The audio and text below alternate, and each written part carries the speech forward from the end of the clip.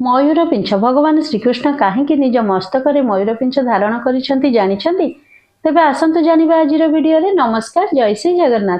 त्रेतया जुगर कथा जेतेबेले प्रभु श्रीराम, प्रभु लक्ष्मण और माता सीता 14 वर्ष वनवास समय थरे माता सीता को बहुत जोर से शोष लगिला। प्रभु श्रीराम चारिपटे चाहिए किंतु केउठी भी पानी पाइले नाही। तापर देखिले चारिपटे खाली जंगल। तापर प्रभु श्रीराम प्रकृति को स्मरण कर प्रार्थना कले, हे वनर देवता।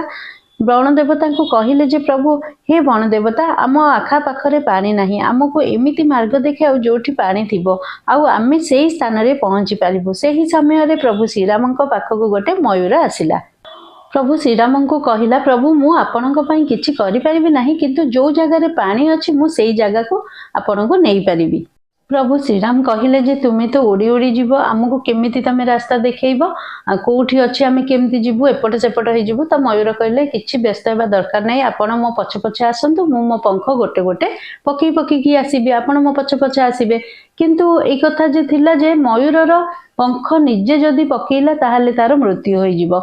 तो तेणुक एक प्रभु श्रीराम को जना भी नाथिला, किंतु मयूर तार उड़ी उड़ी गला, गोटे गोटे पंख पकई पकई गला। जोठी जल पाइला सेई जगार मयूरटी पड़गला, क्षत होइकी पड़गला। सेठी प्रभु श्रीराम कौन कले देखिले, बहुत दुख कले, कहले कौन एक अवस्था है। मयूर को पचारे, मयूर कहले प्रभु मोर जेतेबेले पंख आमे जदि निजे पकेइबु ताहले आमर मृत्यु हो जाए।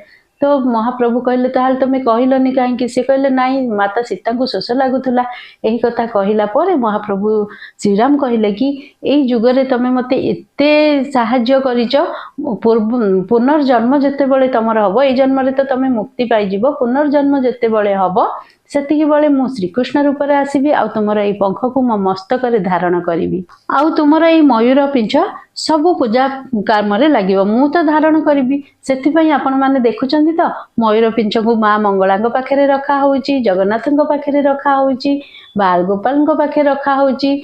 समस्त सबु पूजा रे मयूर पिंछ दरकार होउची। आमे जे कोनोसी काम गोटे कले मयूर पिंछ दरकार होउची। आ सबुठारु बड़ कथा होउची जे मयूर पिंछ को आमे सबु बेले ठाकुर घरे 5टा मयूर पिंछ नेबा, गोटे सूतारे बांधी देबा, रखिथिबा। जेतेबेले ठाकुर घरे मूर्ति हो किबा फोटो हो, आमे हाथे एमदी कोन जदी लागिची झाड़ी दउचे, किंतु आमे मयूर पिंछ रे झाड़ीबा द्वारा शुभ फल प्राप्ति होइथाय। आशा करूची वीडियोटी भल लागिथिबो। जदी भल लागिथिबो निहाती भाबे गोटे लाइक करिवे।